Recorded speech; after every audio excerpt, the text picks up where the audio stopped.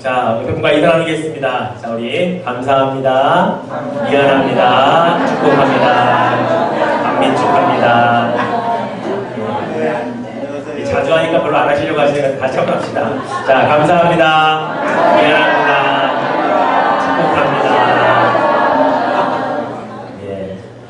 또 한국에 다녀오신 분들도 계시고요. 건강한 모습으로 뵈주셔서 참 감사합니다.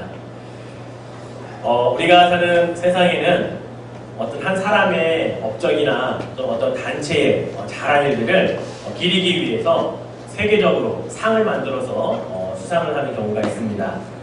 우리가 잘 알고 있는 여러 가지 상들 중에 굉장히 유명한 상들이 참 많이 있는데요.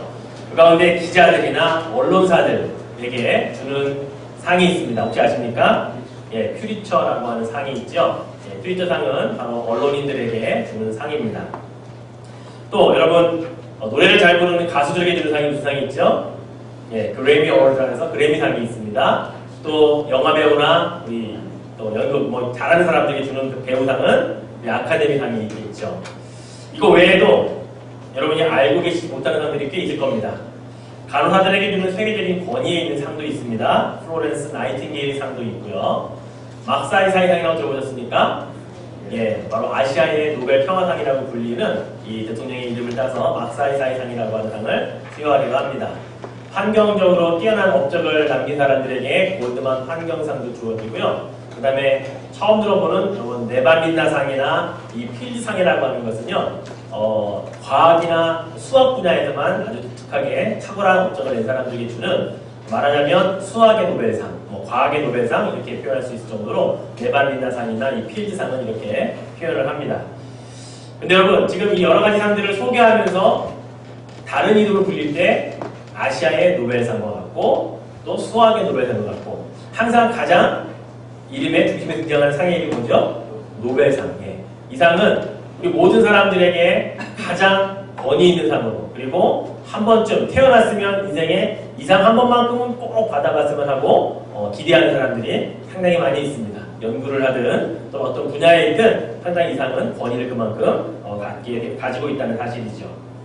그런데 여러분, 이 노벨상이 어떻게 해서 만들어졌는지 아시는 분 많지 않을 겁니다. 노벨상이 만들어진 경위는 노벨이라는 사람이 내가 이거 만들어야겠다 해서 만든 게 아닙니다. 한번 그 이야기를 들려드려 볼게요. 하루는 노벨이요, 잠을 자고 일어나서 프랑스 일간지를 읽었는데 자신이 죽었다는 신문기사가 나온 겁니다. 기사의 제목이 뭐였냐면, 다이너마이트 무기의 발명자인 죽음의 상인 알프레드 노벨 사망하다. 이게 신문기사에 난 겁니다. 자기는 죽지도 않았는데. 그 전날 자기의 형이 죽었거든요. 신문 이 기자가 이 라스트 네임만 보고 똑같아도 노벨이 죽은 줄 알고 이 다이너마이트의 발명가인 죽음의 상인 알프레드 노벨 죽다라고 하는 사망 기사를 낸 겁니다. 노벨이 이 상을 읽고 깊은 생각에 잠겼습니다. 내가 죽으면 정말 이렇게 사람들이 나를 평가할 것인가? 내가 만들어 놓은 이 다이너마이트로 돈을 벌기 멀었지만 이것이 나를 죽음의 상인이라고 표현할 만큼 나를 사람들이 기억할 것인가? 고민을 하기 시작을 한 겁니다. 그래서 그가 이 문구를 보고 자신의 죽음에 대해서, 죽음 이후에 나를 평가할 사람들의, 이 세상 사람들의 평가를 어떻게 하면 바꿀 수 있을까 고민하다가 유언을 남기죠. 바로 자신의 전 재산을 재단을 만들어서 이 돈으로 앞으로 인류 평화에 이바지할 사람, 그리고 어떤 분야에서 인류에 공헌할 사람들에게 자신의 이름으로 상을 수여하고 상금을 수여하는, 그래서 바로 이게 만들어진 것이 바로 노벨상이었다는 겁니다. 만약에 이런 신문 기사가 오보가 나지 않았다면 아마 노벨상은 없었을지 모릅니다. 결국 누군가는 내가 죽은 이후에 나를 어떻게 평가할 것인가, 누군가는 내가 죽은 이후에 내 장례식장이든 그 어디든 나를 다시금 무엇인가 나를 표현할 텐데, 과연 나는 어떤 평가를 듣고 이 세상을 끝낼 것인가에 대한 고민을 했기에 만들어진 상이 바로 노벨상이었다고 하는 것이죠.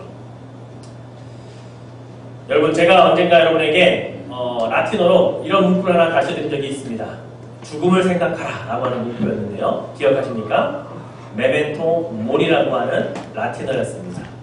메멘토 모리, 바로 우리가 살아가는 삶의 여정 가운데 죽음에 대해서 깊이 한번 생각해보며 살자는 겁니다. 과연 나는 죽음을 맞을 때까지 어떻게 살 것인가? 그 죽음 이후에 나를 평가하는 사람들의 그 평가는 어떨 것인가? 바로 죽음에 대해서 한번 좀 생각해보고 고민해보고 살자는 말의 그 의미가 바로 메멘토 모리라고 하는 라틴어입니다. 오늘 한 가지를 더 알려드리겠습니다. 까르페 디엠이라고 하는 라틴어입니다. 바로 오늘을 살라라고 하는 의미입니다. 근데 오늘을 그냥 살라는 것이 아니고 오늘을 하루를 바르게 살라라는 의미입니다. 내가 오늘 하루를 바르게 살면 내일도 바르게 살고 결국은 우리가 죽는 그날까지 매일매일의 삶이 바르다면 우리는 마지막 죽는 날에도 바르게 살다 이 세상을 갈 수 있다는 의미이죠. 그래서 죽음을 생각하며 사는 삶, 메멘토 모리, 그리고 오늘 하루를 내가 바르게 살자라고 다짐하며 사는 그러한 삶, 바로 까르페 디엠이라고 하는 라틴어 두 가지가 오늘 우리가 한 번쯤 우리 삶 가운데 고민해보고 담아두었으면 하는 그런 이야기입니다. 자, 오늘 여러분과 함께 봉독했던 신명기 34장 역시 위대한 이스라엘의 지도자 모세의 죽음과 그리고 그 사후에 그에 대한 평가를 담고 있는 그런 기사입니다. 이스라엘의 위대한 지도자였고요. 그리고 선지자였습니다. 그리고 그의 마지막 모습을 40년이라고 하는 시간 동안 그가 이스라엘의 하나님께서 선택한 백성들을 이끌었던 그런 지도자로서의 마지막 장면을 담고 있는 모습입니다. 자, 하나님께서 이제 모세를 마지막 말씀하시려고 어디로 부르시냐면 느보산이라고 하는 곳으로 부르십니다. 느보산은 이스라엘이 들어가야 할 가나안 땅을 바라다 볼 수 있는 가장 반대편, 즉 아직 가나안 땅 들어가기 이전에 가장 높은 그런 봉우리가 있는 곳이 이 느보산입니다. 느보산은 3개의 봉우리가 있는데 그 가운데 가장 높은 곳에서 아마 이 이스라엘을 바라봤을 것이다 라고 학자들은 이야기합니다.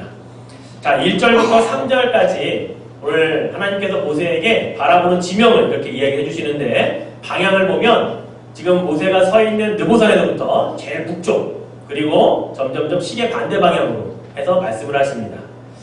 자, 하나 더 눌러줘 보세요. 이 지형들을 보시면 가장 먼저 말씀하신 것이 북쪽의 길르앗 땅과 단을 바라봐라. 그리고 어디를 말씀하시냐면 점점 서쪽으로 와서 동쪽으로 와서 납달리, 에브라임, 므낫세가 차지할 땅을 바라보고 그쪽 서해 바다, 지중해 쪽을 보아라. 그리고 나서 유다 온 땅과 그 다음에 네겝 지역을 바라봐라. 그리고 마지막으로 너가 요단강을 건너게 되면 이스라엘 백성들이 만나게 될 여리고 그 골짜기 있는 데와 그리고 맨 밑에 있는 이 소알 땅을 바라봐라. 이렇게 오늘 본문에 보면 1절, 2절, 3절에 모세가 느보산으로부터 북쪽으로부터 시계 반대 방향으로 바라보는 이 지역을 한눈으로 볼 수 있도록 하나님께서 말씀을 해주십니다. 아직 차지하지 않았어요. 그러나 들어가면 이 땅은 하나님께서 이스라엘 백성들에게 다 줄 것이다 라고 모세에게 지금 말씀해 주시고 있는 장면입니다. 자, 그리고 나서 마지막으로 하나님께서 한마디 말씀을 하십니다. 자, 오늘 보면 4절에 모세에게 하신 마지막 말씀인데요. 같이 한번 우리 읽어보죠. 여호와께서 그에게 이르시되 이는 내가 아브람과 이삭과 야곱에게 맹세하여 그의 후손에게 주리라 한 땅이라. 내가 내 눈으로 보게 하였거니와 너는 그리로 건너가지 못하리라 하시네.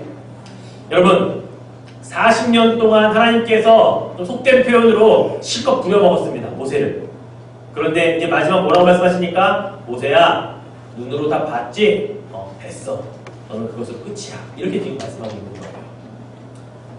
마지막 한 발자국도 너는 들어가지 못하고 네가 지금 내가 줄 땅을 눈으로 보는 것으로 이제는 그만 됐다. 너는 여기까지다라고 이야기하고 있는 거예요. 이 말씀이 모세를 향한 하나님의 마지막 말씀이었다는 겁니다. 여러분, 모세의 심정이 어땠을 것 같습니까? 여러분이 만약에 모세였다면 하나님께서 여러분을 어떠한 가정에 또는 어떠한 집단의 단체의 리더로 세우시고 40년 동안 열심히 여러분들을 그 일을 맡겨주셨습니다.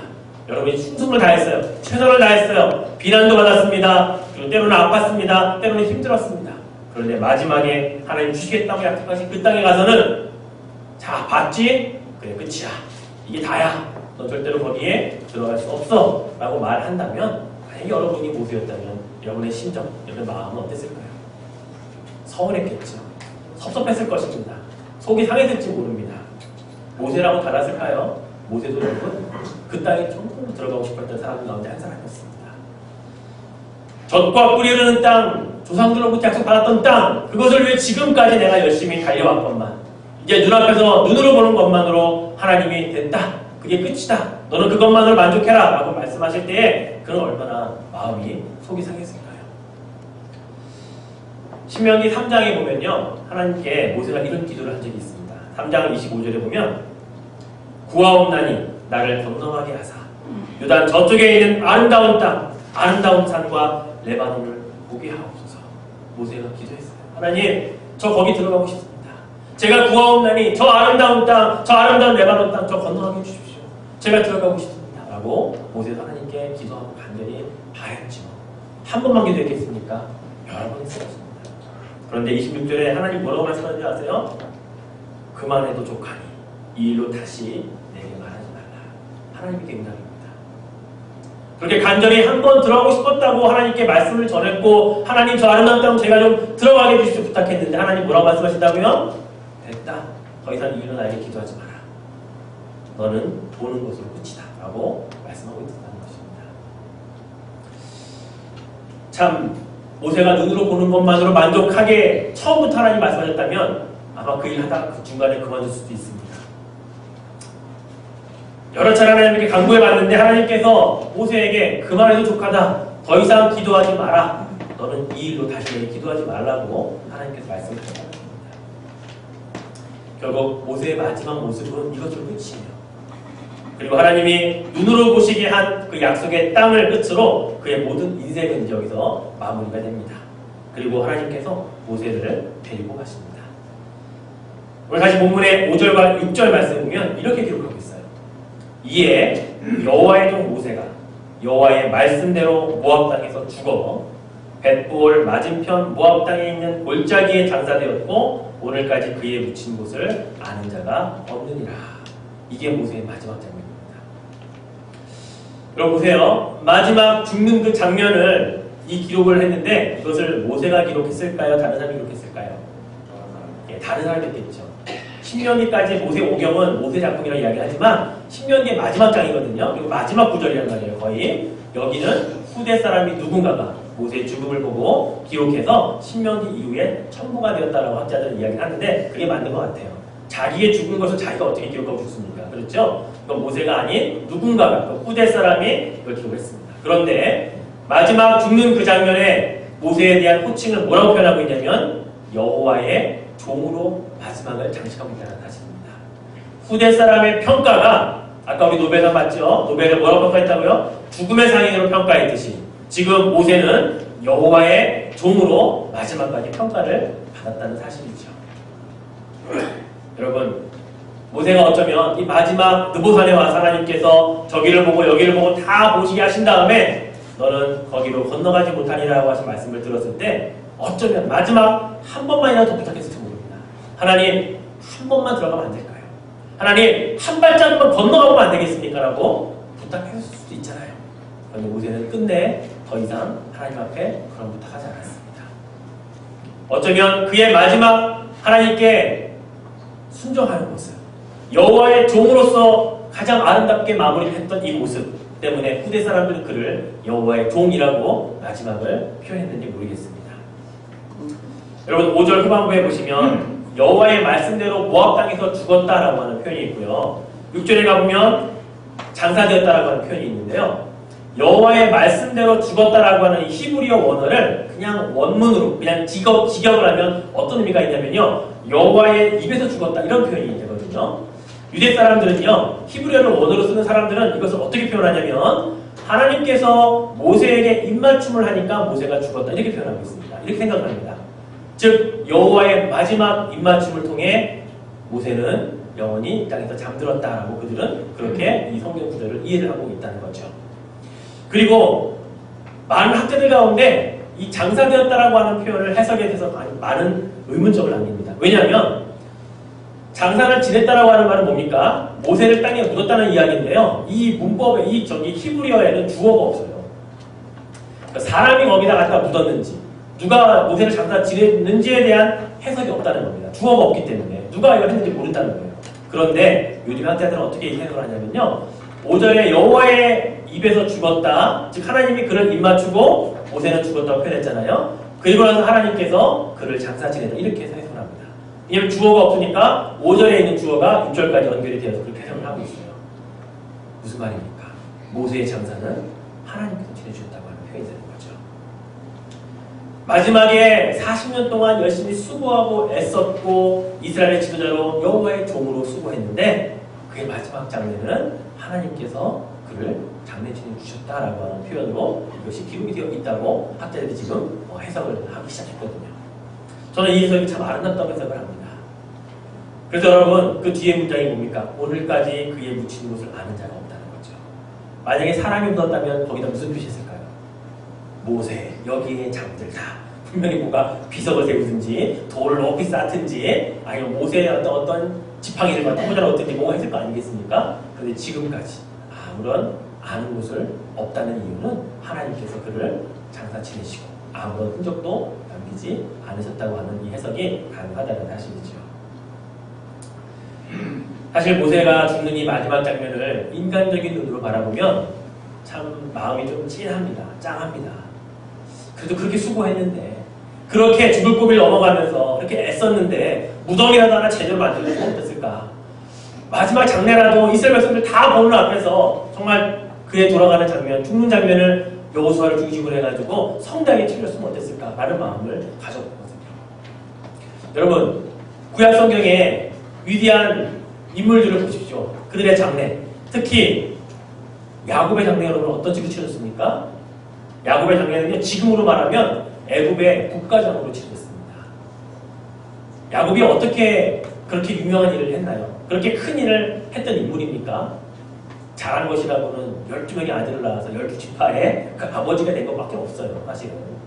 그리고 이 70명의 사람을 이끌고 애굽 땅에 가서 땅에 그 아들 때문에, 요셉 때문에 주어진 고대 땅에서 정착한 일밖에 없다고요. 그런데 야곱이 죽었을 때는요, 애굽에서 바로의 명령에 의해서 국가 장례식을 치렀다는 겁니다. 그의 장례하는데요, 시신이 썩지 않도록 향처리를 하는데 40일을 보냅니다.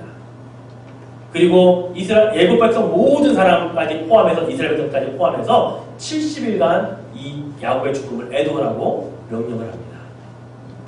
그리고 장례를 어디서 치릅니까?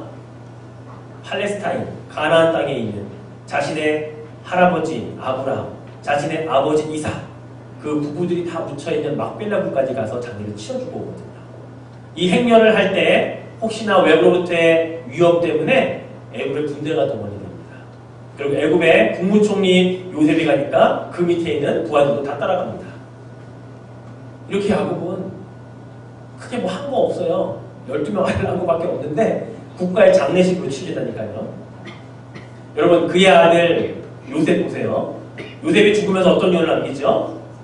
내가 죽으면 내 시신을 나중에 가나안 땅에 들어갈 때 가지고 가서 거기다 묻어달라고 고백을 유언을 합니다. 요셉이 죽은 이후에 수없이 많은 세대가 흘렀고 그리고 출애굽을 하는 세대가 이 시신을 가지고 나옵니다. 그리고 나중에 가나안 땅에 들어가서 시신을 묻습니다.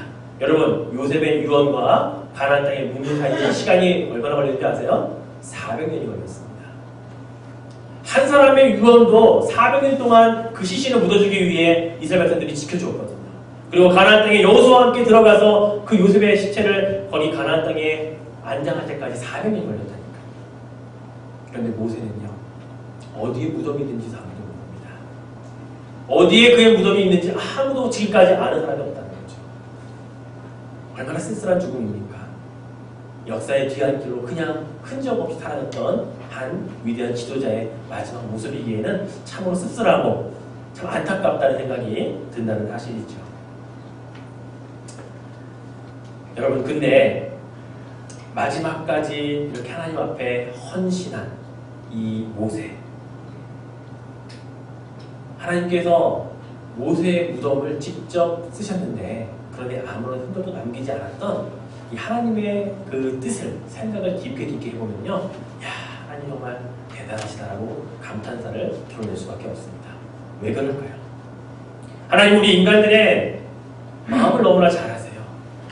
모세처럼 그렇게 위대한 사람, 이스라엘의 위대한 지도자였던 모세의 무덤이 만약에 거기에 딱 만들어졌다면 지금은 거기는 아마 성지가 되었을 겁니다. 이스라엘 땅을 가지 않고 많은 사람들이 느보산 중석에 와서 모세를 경배할 겁니다.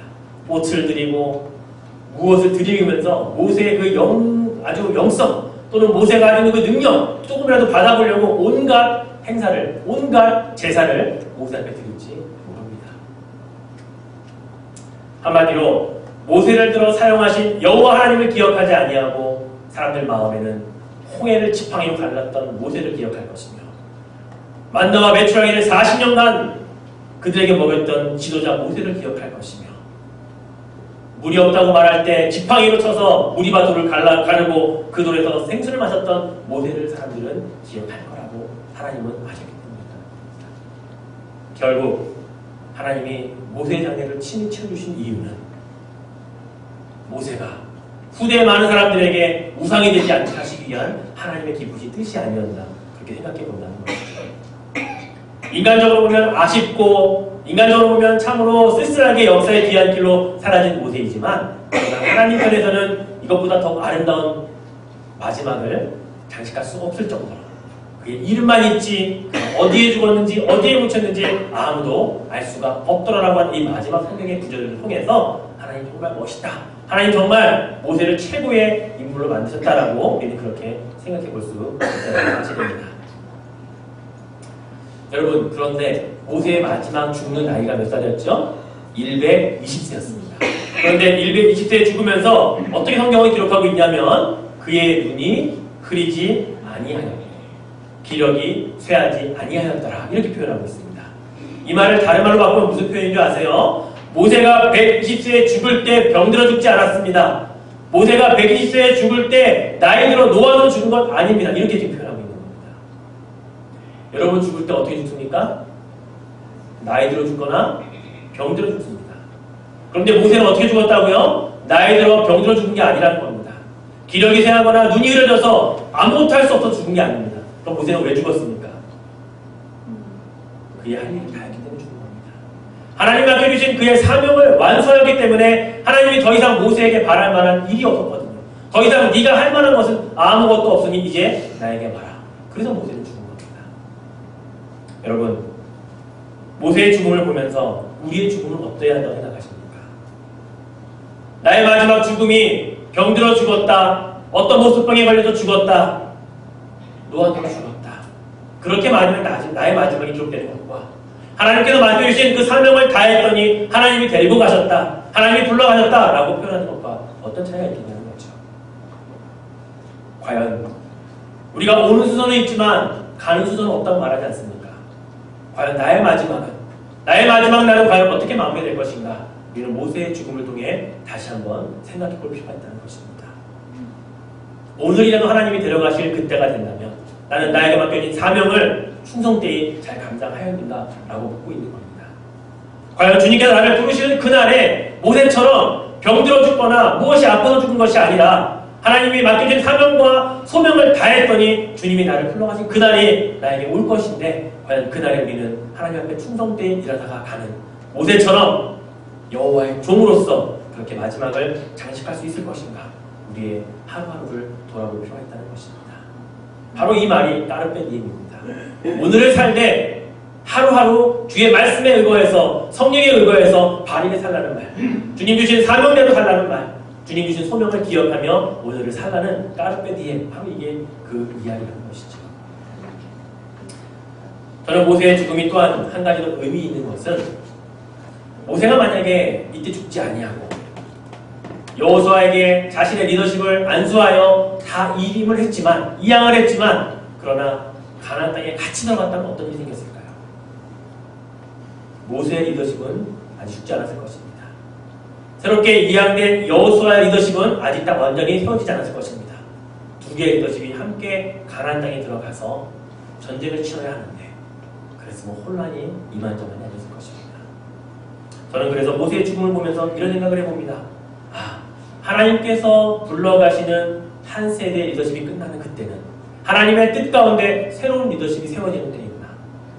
한 사람의 죽음은 우리 인간적으로 보면 위대한 지도자가 죽었기에 슬프고 아프고 그리고 우리 마음에 애통함이 있을지 모르지만 하나님 편에서는 그의 죽음을 통해 새로운 리더십과 새로운 사람을 통해 하나님의 새로운 세대를 열어가는 그 시작이구나 라고 하는 것을 우리 영적으로 깨달을 수 있어야 한다는 사실이죠. 바로 이것이 모세의 죽음이 갖는 또 다른 하나의 의미라는 사실입니다. 하나님은 모세를 너무나 사랑하셨습니다. 그래서 그의 장래도 직접 하나님께서 씹어주신 것 같습니다. 그리고 성경에 그를 표현하는 큰 글귀가 하나 남아있습니다. 바로 오늘 본문에 보니까 여호와께서 대면하여 아시던 자라고 하는 이 글귀를 하나님께서 신명기 마지막 장에 후대 사람들을 통해서 남겨주셨습니다. 지금 보시는 사진은 실제 느보산에 있는 모세의 지팡이, 그 구리로 만든 뱀으로 되어 있는 그 지팡이가 지금 느보산에 세워져 있는 그 장면입니다. 여러분, 누군가가 모세의 그 비석에 하나의 비석물을 세워준다면 아마 이 글귀가 가장 정확할 것 같습니다. 여호와께서 대면하여 아시던 자, 모세이죠. 그리고 그에 대한 평가는 마지막 신명기 34장 10절부터 12절까지 이렇게 기록하고 있습니다. 같이 한번 마지막 본문 3절을 읽어보죠. 그 후에는 이스라엘에 모세와 같은 선지자가 일어나지 못하였나니 모세는 여호와께서 대면하여 아시던 자요 여호와께서 그를 애굽 땅에 보내사 바로와 그의 모든 신하와 그의 온 땅의 모든 이적과 기사와 모든 큰 권능과 위엄을 행하게 하심에 온 이스라엘의 목전에서 그것을 행한 자이더라. 아멘. 그렇습니다. 오늘 우리는 모세의 죽음을 통해서 하나님의 사람이 마지막에 어떻게 죽는 것이 가장 아름다우며 어떻게 마지막을 장식하는 것이 참으로 복된 것인가에 대해 다시 한번 생각해 봐야 하겠습니다. 모세가 참 좋은 모본을, 선례를 우리들에게 남겨주었습니다. 그 위대한 사람이 어느 한 사람도 알지 못하는 역사의 뒤안길로 조용히 사라져 가버리고 그러나 그는 결코 잊혀지지 않는 참으로 아름다운 마지막 모습이었다는 것이죠. 더군다나 그의 마지막을 사람들이 치루어지지 아니하고 하나님께서 그의 마지막을 챙겨주셨다고 하는 것. 하나님께서 장례를 치러준 사람이 있던가요? 없거든요. 사람들은 그의 죽음이 슬퍼서 한 달 동안 애곡했지만 그러나 하나님은 그의 죽음을 통해 새로운 시대, 새로운 리더십을 새롭게 열어가시는 것을 역사를 통해 보게 됩니다. 하나님께서 맡겨주신 사명을 위해 헌신하고 수고하고 그 일을 다 마쳤더니 하나님은 그를 데리고 가셨습니다. 그래서 그 성경 속 어떤 인물의 장례식보다도 가장 아름다운 장례식을 하나님께서 치루어 주셨습니다. 저는 오늘 여러분과 함께 역사의 뒤안길로 조용히 사라진 이 모세처럼 주님, 나의 마지막도 우리의 마지막도 이렇게 되기를 원합니다. 이런 고백들이 있었으면 좋겠습니다. 바로 역사의 뒤안길로 조용히 사라진 모세처럼 하나님, 나의 마지막도 언제가 될지 알 수 없지만 그렇게 주님 앞에 헌신하고 순종하고 주님 앞에 그렇게 조용히 가기를 소망합니다. 이런 고백들이 우리 가운데 있었으면 좋겠습니다. 바로 이러한 고백을 통해 여러분, 주님께서 여러분의 하루하루의 삶 정말 복되게 하시고 그리고 여러분이 바르게 걸어갈 수 있도록 까르페 디엠 이 문구를 늘 생각하시면서 주님과 함께 동행하시는 복된 날 되시기를 주의 이름으로 축복해 드리겠습니다. 이렇게 기도하죠. 여러분, 이러한 고백을 드려보십시오. 하나님, 과연 나의 마지막에 장례식장에서 나를 향한 평가가 어떠했죠? 오늘 모세를 향한 평가를 보니까 너무나 부럽습니다. 하나님과 대면하여 알던 자라고 하는 그 평가, 여호와의 종이라고 하는 마지막 호칭을 잊어버리지 않았던 그 평가. 어쩌면 우리도 모세처럼 언젠가는 역사의 뒤안길로 조용히 사라질 것인데 그 마지막 때에 하나님의 나를 향한 평가, 이 세상에 남아있는 나를 향한 많은 사람들의 나를 향한 평가가 어떠할까를 또 이렇게 되었으면 좋겠습니다라고 하는 그 고백을 주님께 한번 부탁해봤으면 좋겠습니다. 주님, 모세처럼 저도 그런 평가를 듣기를 원하고 나의 마지막도 그렇게 조용히 사라지는 그런 때가 되기를 소망합니다. 함께 기도하시죠. 하나님, 오늘 우리는 모세의 죽음을 보며 참으로 훌륭하고 위대했던 지도자가 그 어느 한 사람도 그의 무덤을 보고 어디에 그가 묻혔는지도 알 수 없는 정말로 조용히 역사의 뒤안길로 사라진 위대한 지도자 모세를 보며 우리의 마지막도 이와 같기를 한번 소망해봅니다. 누군가가 하나님은 죽음이 아니어도 좋습니다. 누군가가 많이 찾아와서 나의 장례식장을 붐비게 하지 아니어도 좋습니다. 주님, 그러나 이 평가만은 듣고 싶습니다. 모세처럼 여호와 하나님께서 대면하여 알았던 자라고 하는, 여호와 하나님께서 항상 교제하기를 기뻐하였던 자라고 하는 그 마지막 주님의 평가를 듣기를 소망합니다. 그러기 위해 우리는 오늘 하루를 바르게 살아야겠습니다. 까르페디엠, 오늘 하루를 살 때 주의 말씀에 따라 바르게 살아가기를 원합니다. 주여, 우리를 주의 말씀하신 대로 바르게 살게 하여 주시옵소서. 주님 말씀하신 대로 바른 길을 오늘도 걸어가게 하여 주시옵소서. 주님 부탁합니다. 주님 기대하고 주님 소원합니다. 주여, 나의 마지막을 모세처럼 아름답게 아무도 기억하지 않아도 주님이 함께 하시는 나의 마지막이 되게 하옵소서. 주님으로 부탁하십시오. 하나님, 우리는 위대한 한 지도자의 마지막 모습을 보며 인간적으로는 참으로 쓸쓸하고 외로울 것 같지만, 그러나 하나님께서 가장 원하셨고 바라셨고 아름답게 마무리해 주신 모세의 마지막 장면을 우리는 살펴보았습니다. 그를 향한 마지막 평가가 너무나도 부럽습니다. 여호와의 종 모세였다고 평가가 되어졌고, 하나님께서 대면하여 알았던 자 모세였다고 평가가 되어졌습니다.